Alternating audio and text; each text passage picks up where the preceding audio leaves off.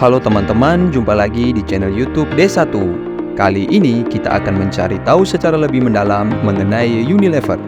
Unilever adalah sebuah perusahaan yang bergerak di bidang produksi, pemasaran, dan distribusi barang-barang konsumsi, termasuk di dalamnya sabun, deterjen, es krim, bumbu-bumbu masak, kecap, produk-produk kosmetik, minuman dengan bahan pokok teh, dan minuman sari buah.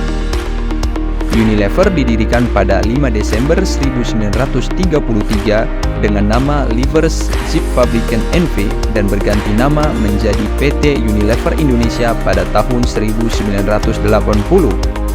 Unilever Indonesia memperdagangkan sahamnya untuk pertama kali di Bursa Efek Indonesia pada 11 Januari 1982 dengan kode saham UNVR. Saat ini Unilever memiliki 8 pabrik di Indonesia. 6 pabrik berada di kawasan industri Jababeka, Cikarang, Bekasi, Jawa Barat, dan 2 pabrik lainnya berada di Rungkut, Surabaya, Jawa Timur. Kantor pusat Unilever yang berada di Bumi Serpong Damai, Tangerang, dibangun secara khusus di atas lahan seluas 3 hektar dan mampu menampung lebih dari 1.500 karyawan. Portofolio produk Unilever Indonesia terdiri atas 43 produk domestik utama dan dipasarkan melalui 605 jaringan distributor independen yang melayani ratusan ribu toko di seluruh Indonesia. Bisnis Unilever Indonesia dibagi ke dalam 2 divisi utama, yaitu Home and Beauty Personal Care dan Foods and Refreshment. Produk Home and Beauty Personal Care yang mengutamakan manfaat dan inovasi telah dipercaya dan digunakan oleh jutaan masyarakat Indonesia setiap harinya untuk membantu berpenampilan lebih baik, merasa lebih nyaman, dan membangun kehidupan yang lebih baik. Sementara itu, produk Foods and Refreshment dibuat dari bahan baku berkualitas tinggi yang berasal dari sumber keberlanjutan dan terus dinikmati oleh lintas generasi di Indonesia dengan kehebatan rasa, keaslian, nutrisi, dan nilai yang ditawarkan. Saat ini, Unilever berkembang menjadi salah satu perusahaan fast-moving consumer goods terkemuka di Indonesia. Beberapa contoh produk Unilever Indonesia meliputi Sunlight, Lifebuoy, Walls, Pepsodent, Dove, Royco, Bango, Rexona, Citra, Rinso, hingga Molto, dan masih banyak produk lainnya. Semua produk tersebut memiliki tujuan dan inovasi masing-masing, serta menjadi ujung tombak dalam upaya Unilever untuk memasyarakatkan kehidupan yang berkelanjutan, kehidupan yang ramah lingkungan dan memberi manfaat sosial melalui pertumbuhan yang menguntungkan dan berkelanjutan. Unilever Indonesia dipimpin oleh Ira Noviarty yang menjabat sebagai Presiden Direktur Unilever Indonesia yang diangkat melalui Rapat Umum Pemegang Saham Luar Biasa pada 25 November 2020 dan efektif bekerja dan menjabat pada 1 Desember 2020. Beberapa waktu lalu, Ira Noviarty menjadi trending topik karena mengajukan surat pengunduran diri dari posisi Presiden Direktur Unilever Indonesia dan akan digantikan oleh Benji Yap yang diangkat melalui Rapat Umum Pemegang Saham Luar Biasa pada 19 Desember 2023 dan efektif menjabat pada Januari 2024. Posisi Dewan Komisaris Unilever Indonesia diisi oleh 2 tokoh yang sangat familiar, yaitu Ignatius Jonan yang diangkat melalui Rapat Umum Pemegang Saham pada 24 Juli 2020 dan Alisa Wahid yang diangkat melalui Rapat Umum Pemegang Saham pada 27 Mei 2021. Pada tahun 2020, Unilever membukukan pendapatan sebesar 42,9 triliun, menurun menjadi 39,5 triliun pada tahun 2021 dan kembali meningkat menjadi 41,2 triliun pada tahun 2022.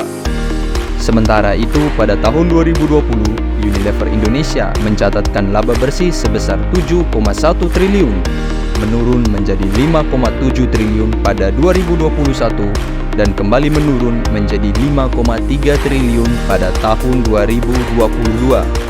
Pada tahun 2020, Unilever Indonesia tercatat memiliki aset sebesar 20,5 triliun rupiah, berkurang menjadi 19,06 triliun rupiah pada tahun 2021 dan kembali berkurang menjadi 18,31 triliun rupiah pada tahun 2022. Adapun liabilitas yang dimiliki oleh Unilever Indonesia pada tahun 2020 tercatat sebesar 15,59 triliun rupiah, berkurang menjadi 14,74 triliun rupiah pada tahun 2021 dan kembali berkurang menjadi 14,32 triliun rupiah pada tahun 2022. Harga saham Unilever Indonesia pada tahun 2020 berkisar antara 5.275 hingga 8.800 dengan harga penutupan sebesar 7.350. Sementara itu, pada tahun 2021, harga saham Unilever Indonesia berkisar antara 3.800 hingga 8.000 dengan harga penutupan sebesar 4.110. Sedangkan pada tahun 2022, harga saham Unilever Indonesia berkisar antara 3.280 hingga 5.475 dengan harga penutupan sebesar 4.700. Komitmen Unilever terhadap keberlanjutan tertanam dalam strategi The Unilever Compass yang memberikan arahan strategis jangka panjang berlandaskan tujuan mulia, relevan dan mampu bersaing untuk masa depan bagi Unilever Indonesia. Strategi ini berdasar pada keyakinan utama bahwa merek yang memiliki tujuan mulia akan bertumbuh, perusahaan yang memiliki tujuan mulia akan bertahan, dan individu dengan tujuan mulia akan maju. Keyakinan ini mendorong transformasi bisnis yang dilaksanakan melalui program manajemen perubahan untuk semua tingkatan manajemen guna memastikan bahwa strategi, nilai, panduan, dan keyakinan tersebut dipahami dan diinternalisasi dengan baik. The Unilever Compass juga bertujuan untuk berkontribusi dalam upaya global dalam menjaga dan terus memperbaiki kesehatan bumi dan lingkungan, meningkatkan kesehatan, kepercayaan diri, dan status nutrisi masyarakat, hingga mendorong terwujudnya dunia yang lebih adil dan inklusif.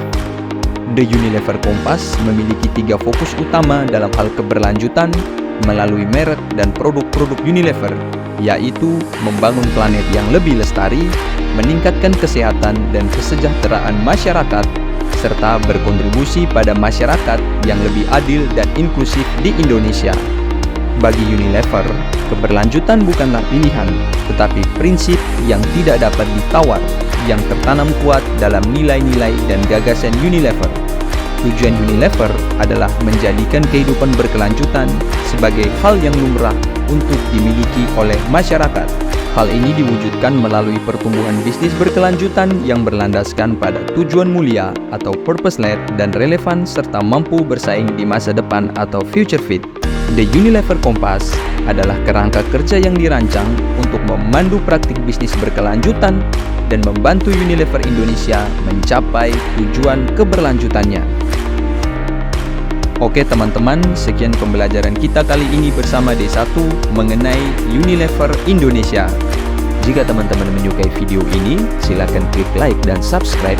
Dan jika ada yang ingin disampaikan, silakan ketik di kolom komentar.